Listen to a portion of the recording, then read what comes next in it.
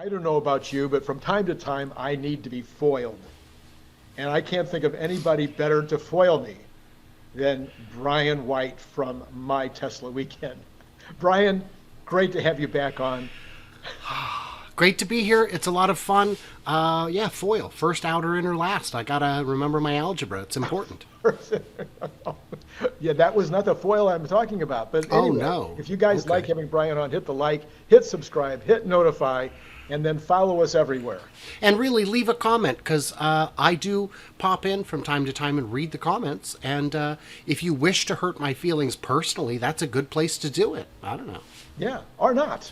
Or not. I Or mean, say either something way. nice. You know, yes, we're both, we're not above having nice things said about us. All right, so Brian, I have been touting some very, very big numbers lately in terms of the future of Tesla. In the course of doing this, it started to occur to me that Elon said something at the investor meet or the shareholder meeting where you attended. He said that the robots will be bigger than all of the rest combined. Yes, I'm correct. So Correct. I built some numbers and I came up with about the potential for full self-driving cars, energy, and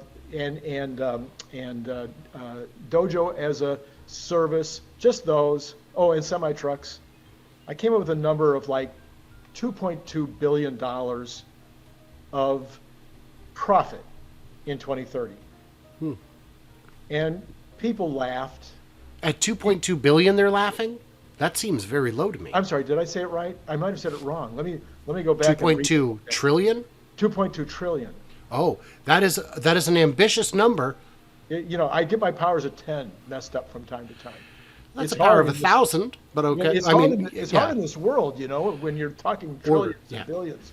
Who Yeah. knew? When we were young, a million was a lot. So I would like to go product by product and tell you why it's not crazy. I mean, first of all, it is crazy. It's absolutely crazy. Let's get that out of the way. But here's why it's not crazy. FSD, if it works, and it should, will be a cash cow. But each car only has the same kind of revenue potential as one bot. And you can make more bots. You can make way more bots than cars, and you can build them way cheaper than cars, faster than cars, and they can do more than cars. In fact, a fully deployed, fully developed Tesla bot can drive the car. I don't know how I'd feel about that. Right. I feel like the car should drive the car, not the bot. That'd be a little weird, but it could absolutely do it, in theory, if it works, which, again, it should. And this is all under the premise that the bot works. Yes. And bot the already question, works. the question isn't, will humanoid bots ever work? The question is, when will they work? That's always been the question, when. In the 50s, when they started dreaming this stuff up, it was science fiction, but really it was futurism. And the bots will eventually work. So in terms of FSD, it will absolutely beat it on revenue.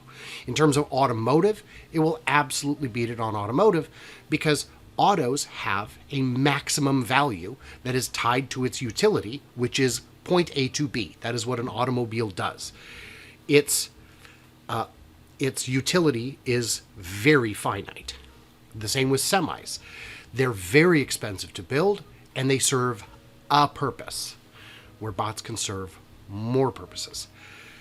Energy, well, we can look at the entire energy market and see it's really only a few trillion worldwide, and megapacks can't replace all of it. They're not designed to replace all of it. They're designed to replace certain parts of it and do it well. And if we get to maximum saturation of the entire market on megapacks, it'll still produce money because they will reach end of life at 20-ish years. But they will never replace the entire energy market. They don't produce energy. They store and regulate it. So the energy market is finite. But the labor market, the utility for bots, is not finite. It is infinite, and here's Why? You say, well, we're going to replace the guy who torques the bolt. Yes, we are. Well, we're going to replace, all these different things. But what happens when you replace all the things? They can still do more. I would never hire a maid. The idea, it's too expensive. The idea is just kind of weird to me, having an employee in my home doing, it's not a normal idea. But I would have a bot. I would let my bot fold my laundry and, make me dinner or whatever. So the bots can do jobs, not just that people don't want to do, not just that are too dangerous for people to do, but that don't currently exist. There are, again, near infinite use cases that would work. So that's why I think it could be that big. Right. And if we bring it down to forgetting about infinite, we bring it down to just the number of people who work in the world.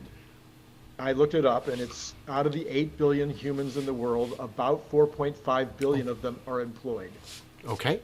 So if you have 4.5 billion employees, and a lot of those people have desk jobs that may or may not need bots, they may be replaced by large language models and and ChatGPT and such, and Bard. By the way, Bard's a lot better than ChatGPT. I don't know if you've been playing. I've played with both and found that, but I played with Bard the first week it was out. I haven't tried it since then, so I'll have to circle back around. And it also kind of depends on what you're trying to do. But anyway, we digress. So we're on the same page here that there's for our purposes as humans in the next 20 years, let's say, which is probably my lifespan anyway, we're probably talking about no way that Tesla and or every other manufacturer in the world who might get into the bot business will be able to make enough bots to fill the needs, because the needs will multiply. So we didn't ever need a rocket to go to the moon or to go to Mars. But now we have rockets that are going to go to the moon and the Mars. So that means we'll need more things to build. We'll need people, our bots, to build those rockets. And then at some point we may want even more of those kind of rockets to go city to city, point to point, because Elon has talked about point to point transportation of these rockets. So now we'll need a lot more rockets. So we'll need either humans or rocket builders building bots to build these rockets, which are not even really on anybody's schedule of things to build right now. So the more we have, the more ideas we have of new things that we want and want to accomplish.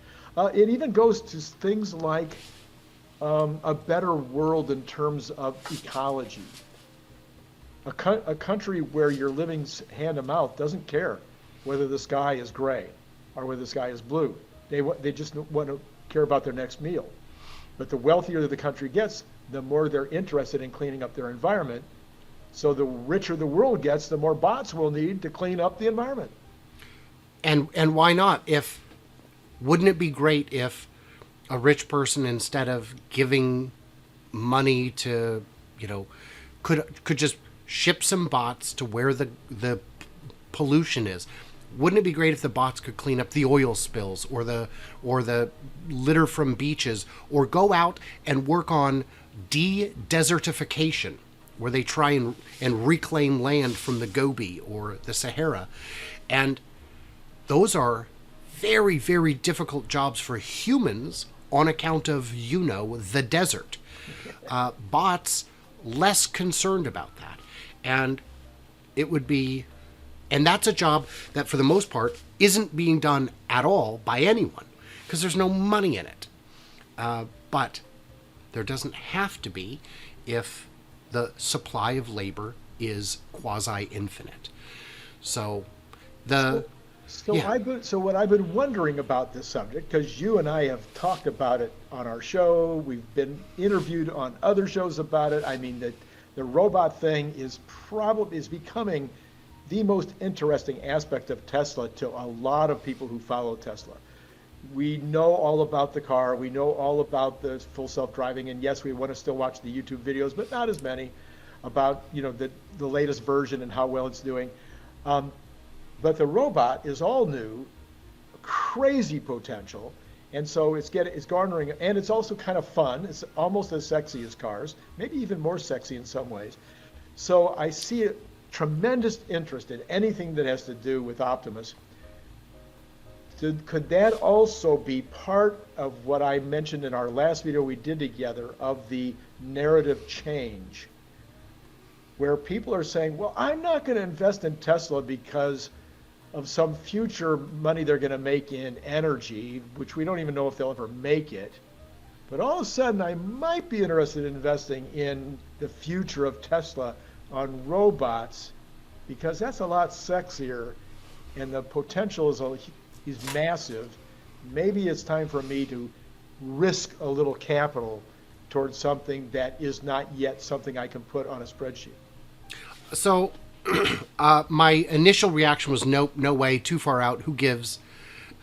But there are no safe, pure plays in robotics that you can invest in. Boston Dynamics, I don't think, has ever been publicly traded. Yeah.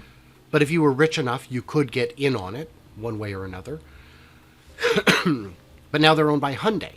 So if you want to get in on robotics, and Volkswagen recently launched a robotics division too. And by the way, when Tesla said this, they were crazy. How a car company building robot? Well, Hyundai's interested. Volkswagen's. Now it's not crazy. Honda too. Well, yes, but that's a whole other. I don't know what the point of that robot ever was. And they say, well, you know, why? Well, because the competencies overlap more than we may have realized. When you were saying sexy, it reminded me of something I was going to mention in a different video we made on my channel that ran a while back.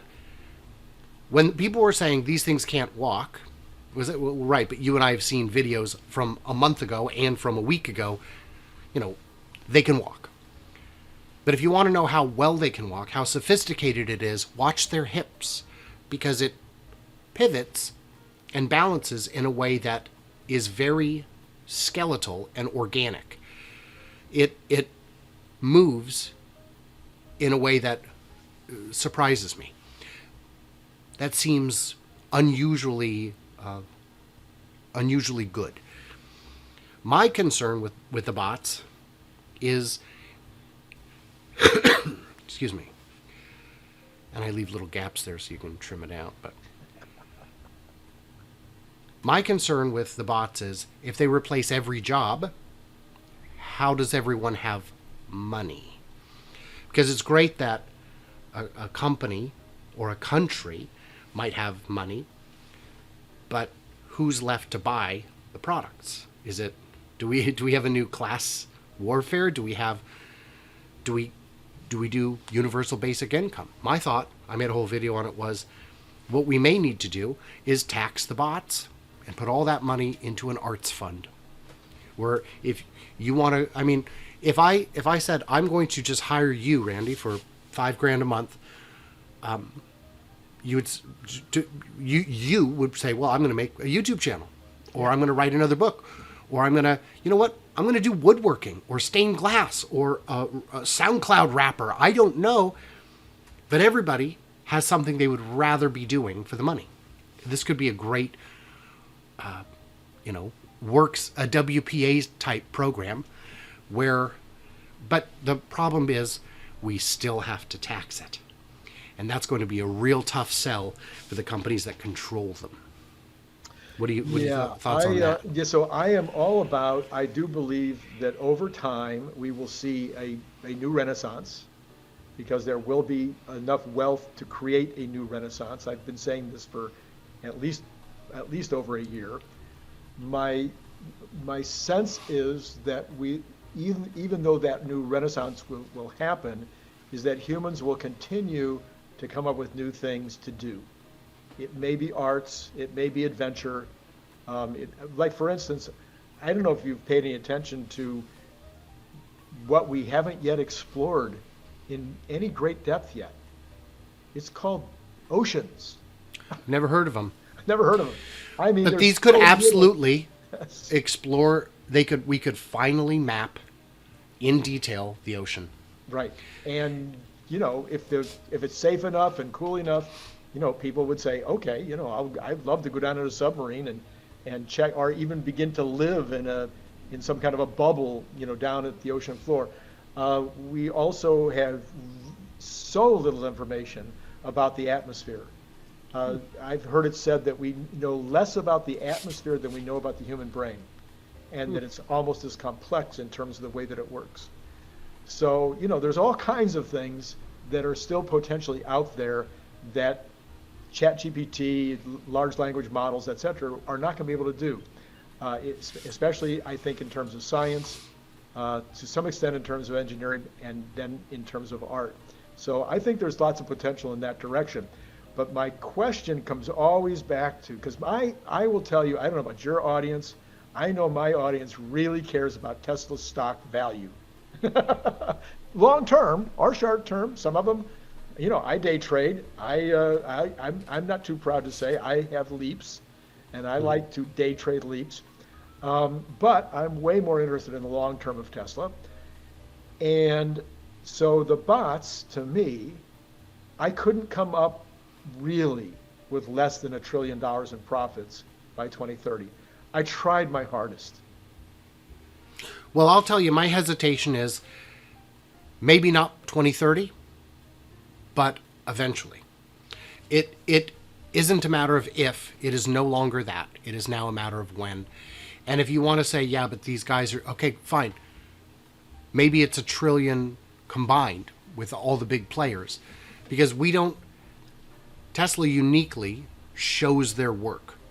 Other companies don't. They wait until it's at a much higher level before they'll share it. And maybe that's a good thing. For them, at least it is. I would love if Tesla showed less and did more.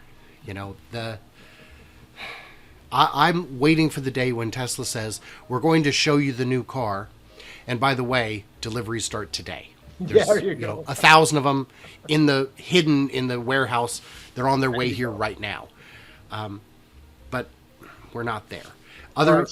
So what you're trying to tell me is that my 4.4 trillion by 2030 in profits might be a little optimistic. If we cut it in half, if we cut it in a quarter and came down to $1 trillion in profits by 2030, everybody that's listening would probably be happy. And then if we cut that in half and made it only 500 billion, which would make it larger than Apple and Saudi Aramco combined, that would probably be okay too. It's not. So my sticking point isn't the dollar figure. The dollar figure will be astronomical. My sticking point is the year, because we can't see into the future far enough to do that. One of the points we had made was that I can't. What's this we stuff? The trick is, it's easy to say that FSD is hard to solve because it can kill you, and bots move slowly and they can't. Really? Because bots can start a fire. Bots can interrupt a critical process that could result in a dangerous outcome. You can put all the guardrails you want on, but the world isn't made of rules, it's made of exceptions. That's the problem is with real life, is that it gets in the way of some of these grander ambitions. That's my thought. So when the bot becomes real, it will very quickly, it will change life. Not as quickly as ChatGPT did, right, because that's infinitely scalable, right, but it will change it very quickly, and the profit will show up instantly, because it's going to be 10,000 to build maybe, and it's going to be worth, in the early days, it's going to be worth at least 5,000 a month. At least, yes. At least. So those margins are, and I wouldn't pay that, and I would want to own it. That's fine. You're at the bottom of the list. Right. There are people, there are companies, there are countries that will rent them for 5,000 a month. Yes, absolutely. So it'll be bonkers. All right. Well, I don't know, Brian. I think you foiled me again. Curse you, Red Baron. That was the goal. So, as always, fantastic to have you on board. And thank you for helping me to make my vacation smoother by recording these in advance so I didn't have to work quite as hard when I was out there watching the waves. What would be hilarious is next time we record a batch of these, we should grab the same outfits. I did. I wore the same outfit the whole time. No, I mean in the future, like. Oh, yeah. Oh, even from now on. Years from now on. It's like, are they really? I'm putting makeup on to look sunburnt again. Yeah. And my kids say that all of my shirts are that old anyway. So that's fair. All right, Brian. Follow Brian. Follow him on Twitter. He's fun to watch on Twitter. Fun to participate with him on his YouTube channel, and he gets lots and lots of comments. I noticed that. You get tons of comments. Also on over there on Patreon, you want to follow him there, and then like this program today. And then I know you're all gone already anyway. For the 3 of you who are left, make sure you follow me too on all of those places. It's been great having you on board for all of this, Brian. And for those of you out there, it's been great talking to you. Click the link below to get your paperback, Kindle, or audiobook now.